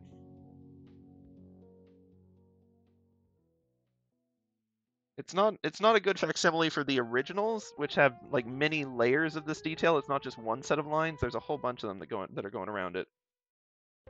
But I knew from the start that that was not going to fit into even my normal 2-hour stream if I was trying to go for a like high level of detail like that. Like 2 hours for one sword would, yeah. So instead of doing that, we're not doing that. Crazy how that works. And we'll just sort of build from there. Definitely going to have to keep the lines on this one, though. I'm not going to have time to replicate any of this stuff with believable shadows, which is fine.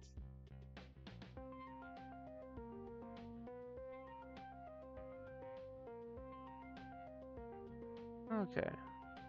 This, bring it down. Bring it around. Oh, even my markers. I didn't even finish them. Oh, well. What further does this have to go? Okay, y'all. Now for artist technique number 57. Actually, I'll get to it in a minute. It'll be fine. Actually, this is a decent place for me to pause on it. Okay, so step one is I kind of want to make these indentions a little bigger. That way they sort of fill the space. Don't worry, we'll do some coloring to match that'll make that better. I don't like them overlapping too. It makes this a little. It's a different type of interest than the original plan, but it'll be good. And having variable size is fine too.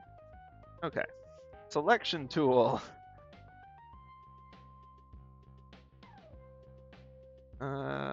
Just give me my lasso, please. Oh man, I messed up the lasso. That's fine. Lasso attempt number 2. We're just going to copy and paste. Not cheating. No one's going to look at this level of detail anyway, so there's no point in going all the way into it when we could still continue the pattern along the sword and do some interesting stuff with shading and colors instead of worrying about drawing that all the way down. So, let's see, real quick, delete the spare lines there. Got a lot of vector line cleanup to do. Let's look at the merger. We can do like where the copy and paste merge. We'll do a little cleanup there. I'm actually okay with them being out of alignment. That's not too different from originals. Oops. Okay, a little bit more on this one. We'll just continue it to the end.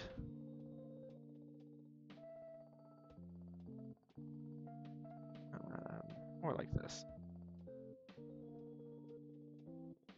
Okay. Step 1, what I'm realizing is that I don't like these edge ones merging in here. See, now I have time to actually pay attention to the other details that kind of matter. So let's see, we can do periodic ticks around the face like that. Match that on this side. This one's a little too close. There we go. And yes, feel free to shout at me for copying and pasting, but I stand by it, honestly. This sword wouldn't look anywhere close to finished otherwise. I can actually sort of replicate one thing I saw in the originals. There's like a little bit of a softer section here.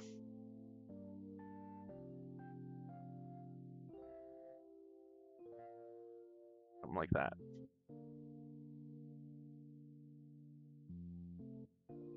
Little placeholder filler. It'll do. Okay, so now we save this. We look at the fact that there's 14 minutes left. I'm going to merge these 2 layers. Because there's no reason for them to be different layers at this point. Let's see. Merge selected layers. Boom, now they're both Sketk, the best layer. But, boom, also we can start doing colors.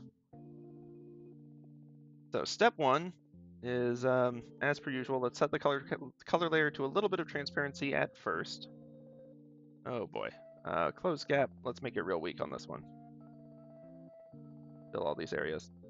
We'll have some fun with the coloring options in a minute here, don't worry. But I just want to get some basic flat colors in first before we do anything else. That actually, interesting. Okay.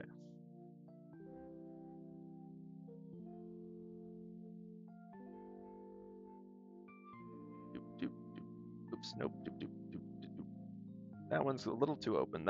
Interesting that one's the one that's too open. I think that's the one that we adjusted the width of that one line to make it fit better. Yep, here it is again. I mean, no, every single piece of this was drawn individually and by hand. There we go. Let's go ahead and fix these 2. I stand by moving that bar though, so we're going to bring these 2 out to it instead of moving it back. Oh, that works. Okay. Now the other thing I'm going to do real quick, just to try to make this look halfway decent on the Sketk layer, is some line connecting, and hope that it makes it decent and not super wonky. Uh-oh. Merge. Whoa. Why are these considered? Okay. Just need to do that and that. Okay. Bring this one up a little bit. Yeah. Fine. This is going to cause a little wonkiness, but it's going to be worth it to get rid of some particularly nasty corners. Huh. Didn't expect it to do that, though.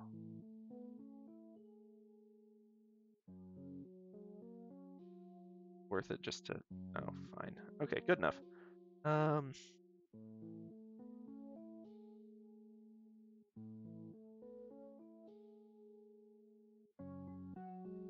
Let me just vector erase that little bit off. That's fine. Whoa, nope. No. I want you to connect with this one. Why would you want to connect with this over here? No. Oh, fine. Okay, so the vector connect tool is a little wonky at times, but that's okay. Really handy when it needs to be. Sometimes. Well, that should be darker. That's okay.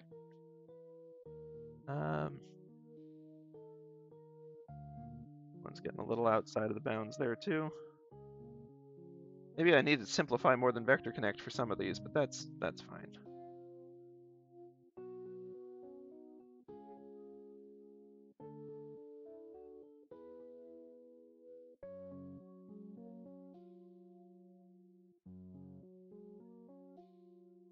Baffling to me what it's doing here. Okay.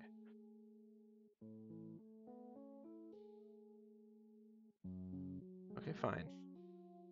Good enough. We won't worry about that one when we get to its equivalent further down.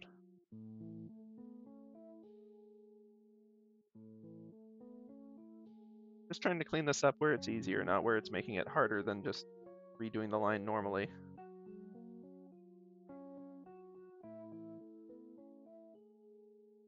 Theoretically, it's supposed to be a tool to make that, to help with that. Whoa, whoa. Okay, nope, that's better. See, down here, that's helpful. Clean those up, clean those up. Ah, okay, leave that one as is. A little bit, just cleaning up edges. Okay, fine.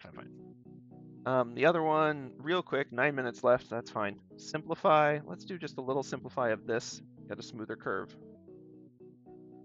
Same with this one.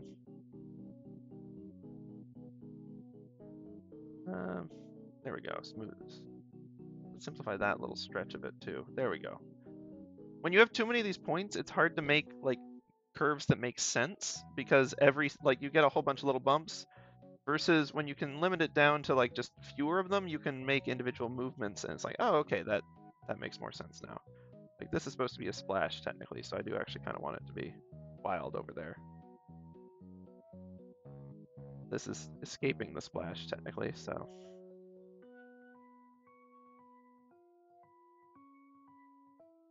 This should just line up a little better. Let's smooth the curve a little.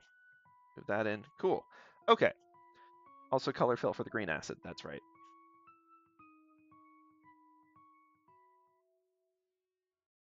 I'm not sure I want that in there necessarily, but I do want like a little spot of it. I'm actually just going to do this and get ourselves like a little bit of a little tint. That's fine. Okay, so step one on this. Let's look at colors at full opacity. It's going to be an eyesore. Yep, that's about right. Bring this down a little bit. Let's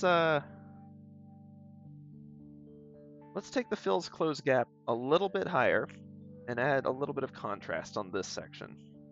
Yeah, there we go.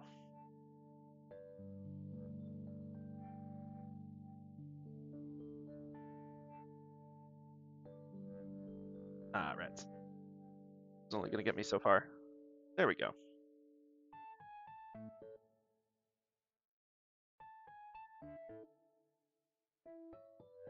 I'm okay with that being solid. Let's make this match the acid. Just, I don't know, it's a thing. It feels right. Okay, 7 minutes and change. Let's go full opacity and lineless and see what happens. Yeah, I figured that wouldn't go super smooth. We're gonna need the lines on this one. That's okay though. I think this section down here is actually looking pretty cool. I may hold on. Let's make the lower section of it a little deeper color, maybe. Oops. Yeah, there we go. Maybe the upper section. Maybe just this line. It is definitely starting to look a little look spherical though, so that's neat. Yeah, let's start with that, and maybe we'll adjust as needed. And actually, okay. Yeah, this part looks so awkward, but that's fine. Because I think what I'm going to do is we're actually going to use a multiply layer the way it's supposed to be used. Which is crazy. Well, in that we're actually using a multiply layer, so we are going to escape from our palette a little bit. But I think this is just the only way that we're going to have a shot at anything decent. Okay, hold on. Multiply, low opacity. Yeah.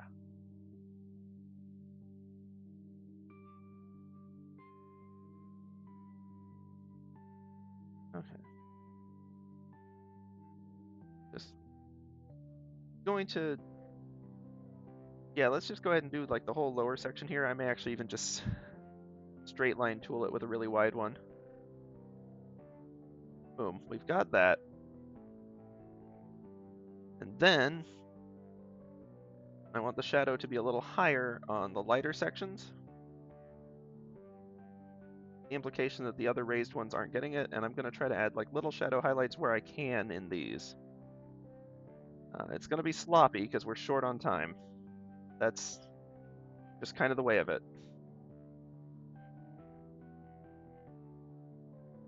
And it's still hopefully going to look better than if we had done nothing at all in terms of shading. But honestly, I'm not certain that it will. Once again, this and Floral were intimidating for a reason.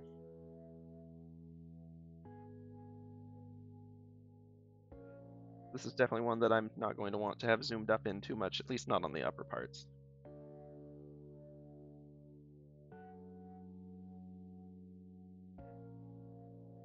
And then I'm okay with like a little bit of...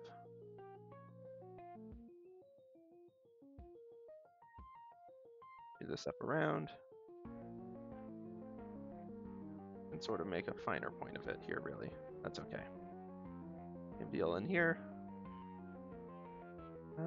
4 minutes 15. Oh boy.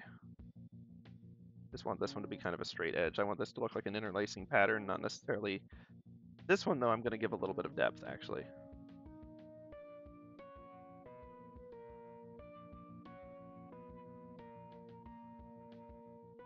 I have like a way more narrow one for that. Looks like an engraving. That's actually super cool, and I'd love to do more of it.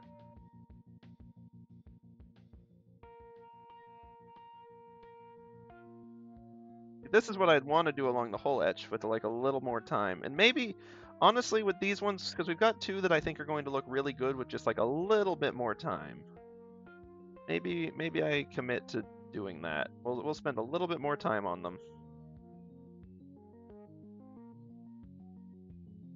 And then we'll post and y'all will be able to see the results on the Twitter. I don't want to do that necessarily, but like I think some of these are pretty close to being good, and it's just going to take a little bit more. All right. This wouldn't be on the multiply. This should just be on the colors. No, it just looks like a gap in it, though. Okay, that's fine. Going back to this. Nope, should be on shade. Think about where the sun is.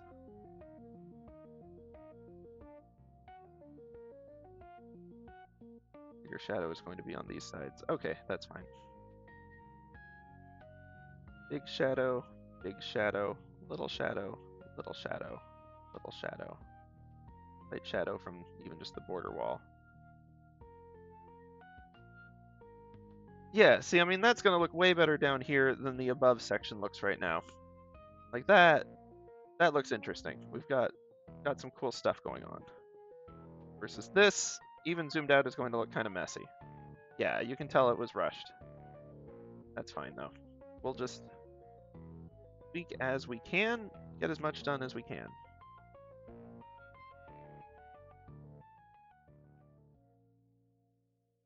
Give that a little more volume. We'll give this like a bit of shape to it. It'll be an indentation. Fine.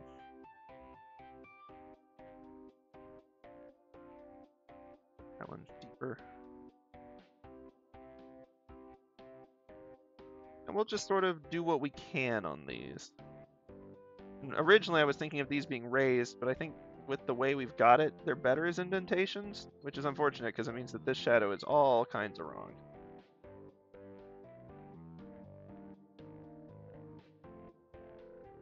So yeah, that's basically the only change I'd make on this one is we're gonna do some shadow tweaks to try to make it actually, you know, fun. Is this honestly, I thought this was gonna be a terrible one. I thought this was going to be like floral levels of chaos. Actually, I was dreading this one more than floral. So I'm happy that I feel like we're on the right track to actually have this one be a decent looking sword. And I kind of want to finish it out and do it justice, you know? Hope y'all don't mind if I break away from the 30 minutes or less a little bit in this one.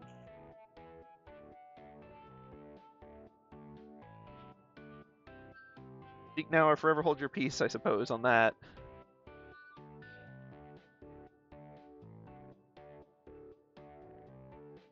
Not hearing any objections in chat, so I will take it. Y'all still have time to write objections. If you really feel like you need to, by all means.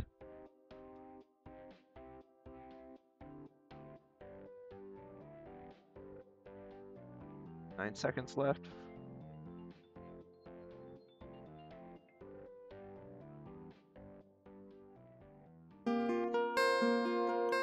Yep, okay.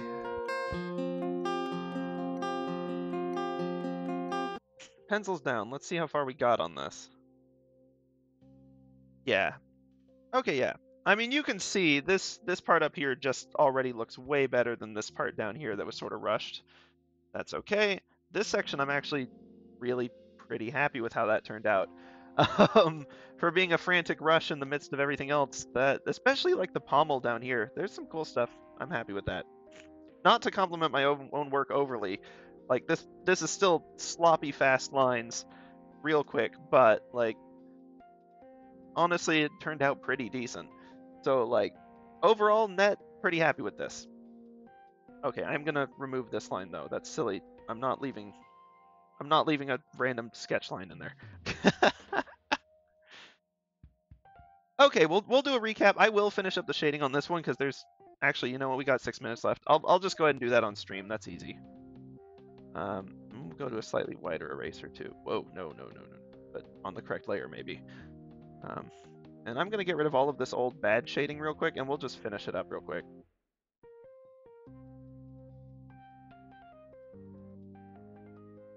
That way we don't have this stuff in the way. We'll at least try to get this done in the 5 minutes left on stream, you know? That seemed like a reasonable compromise. I'm still gonna have to go back and fix Floral because it's a complete mess, but like this one, I think we can still get looking decent in a reasonable amount of time. Back to brush, back to deeper shadows. So I'm thinking the light source is basically coming from the left and the front here. Front meaning towards us as the viewers. And so that's going to result in deeper shadows on this side from sort of the ledge, but still not too deep because we've got light on our side. So anything that's sort of at an angle won't be as deep as a full-on obscured shadow. And then I still am imagining the blade having some curvature on this upper surface, just not the lower one. So like there'll be a little bit, maybe like a little slant here. I don't know. Doesn't seem right to have no shadow there and no texture. Really, I should probably have the shadow for the light go right down the middle and have deep shadows all over this side. But I think at the very least when the timer ends, the brainstorming should. So I won't mess with that anymore. Okay, let's see.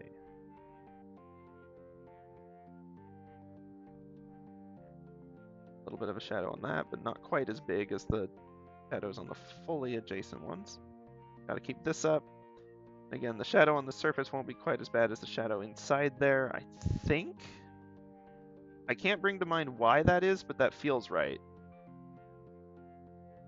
So I'm going to trust my shadow instincts because I've got 3 minutes left and I have no time to question my shadow instincts. Okay, yeah, and at this point the sphere starts casting its shadow, and so we've got like some stuff there. A little bit, this, that. Okay.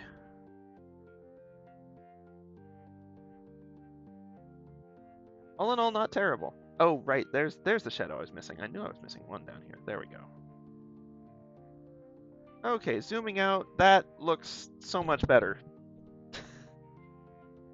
Like, it's still obviously got flaws. Like this little one up here. But it looks so much better than it did before. I am curious what would happen if I did... Give me just a half a second. I'm going to throw... We've got 3 minutes left. I'm going to... This is one more thing. Just to see... This will be shade 2. It'll be another multiply. It'll be super faint. And it is going to be clipped onto the same thing. And I'm just going to get myself a big old brush. Big old... Okay, not quite that big old. Bigger than that, though. Let's go at least like 70. And just like coat one section of the sword to make it look like there's an angle to the blade. But honestly, I don't really like there being an angle to the blade. I feel like this one ought to be like a straight, flat thing. Yeah, like we could do that, and it adds some interest. Don't get me wrong, but I kind of think that it looks more accurate like this in terms of just being what it should be. If anything, what I ought to do is just remove all of the shading on the surface layer. But nah, that's fine. We'll have a little bit on the edge. Okay, so that's good. This section's got pretty interesting depth going for it. We've got 1 minute left, so there's one last thing I do want to try on this section. Just a little tiny shadow. Little tiny shadow right here. Just to show that this is, in fact, a little bit raised up from the rest of it. I think that's neat.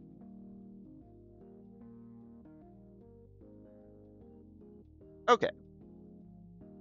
Same deal here. And I think that's enough of that. We will leave it be.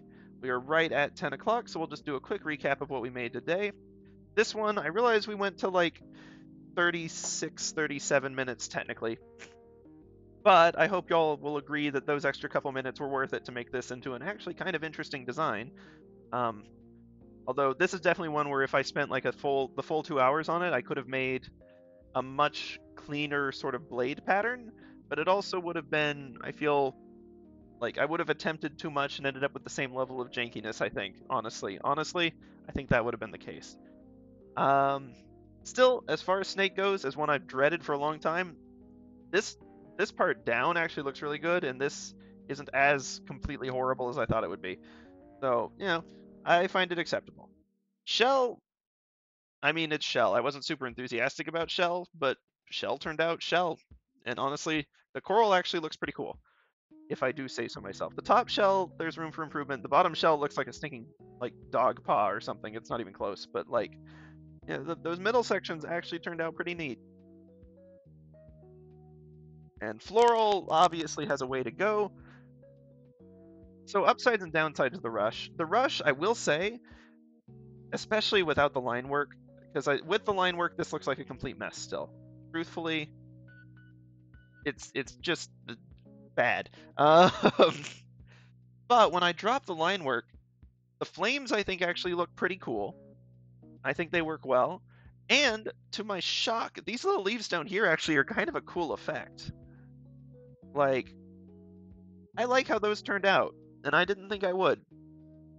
Like, sure, they're escaping the stems, but honestly, that just makes it look active, like dynamic a little bit. It's neat. So the only thing that I really want to change on this one is continue these flowers up the stem a little further, so that maybe it even peeks out a little bit up here. I know the lines did. I think we'd actually want the stem to as well, just so it sort of follows the flow of the fire. And then I'm thinking make them hot pink and have, like, make them sort of the dark pinkish tone. Yeah, dark pinkish tone with some of the light pink as accents inside to fill. And then we'll keep the sort of green stems. I think that'll be the plan for that one. We may not get that one posted tonight, but I will try to get it wrapped up with some of the details. I think an extra 15 minutes, it's not going to be anything crazy, but just a little extra time and we can get that one looking pretty sharp. Oh, that's that. We're getting 3 swords a night now. That's a pretty big improvement at the start of the month, I gotta say. And I will say, this week's swords quality dropped a little bit, although Honestly, Shell turned out pretty cool, and Snake, this bottom section is like that's top tier, if I say so. For my work, the shading is pretty darn cool. Obviously, I got inspiration on the little orb in the middle. I've seen plenty of swords with people doing that. One of the other Swordtember lists is like specifically grim things, and one of the prompts was blood, and there was a whole bunch of them where they had stuff like this. And it's fun to try. Honestly, trying to do simple examples of fluid shapes is really fun. Really stinking hard, but really fun. But I've got to go wrap up, eat dinner, go to sleep, go to work, all that jazz. But we will be back here again, same time tomorrow, 8 to 10 Central. I had to start, like, someone suggested I should do that in a different time zone every time I do it. That'll be 6 to 8 Pacific time. Hope to see y'all then. And yeah, we'll keep this up. At the rate we're going, we aren't going to finish every prompt for Swordtember, but given that I thought we would burn out at like day 8, and we've finished, let's see, after today, assuming that I get the Floral done, then we'll have 1, 2, 3, 4, 5, 6, 7, 8, 9, 10, 11, 12, 13, 14, 15, 16, 17 of them done. We'll be well over halfway. So we're basically double what I expected to do, so I'm pretty happy, honestly. Anything past this is, well, it's not bonus. We're still going to try to get to the end. But yeah, it'll be neat. And then, okay, real quick heads up for what's upcoming. First week of October, I'm not going to be able to stream. I've got some work commitments that have really weird hours, and it's just not going to be a thing, unfortunately. But when we get back on the second week of October, we've got some fun stuff planned, let me tell you. So I won't spoil it just yet, but we'll talk about it a little later this week. We'll have some interesting stuff for October. It's going to be real different, mix it up a little, get out of the like pure digital drawing zone and maybe into some other stuff. And then November has the Hughvember contest. Well, not contest, but it's sort of like this, where it's just a challenge. And rather than doing daily, we may do week by week or, sets of days or what have you.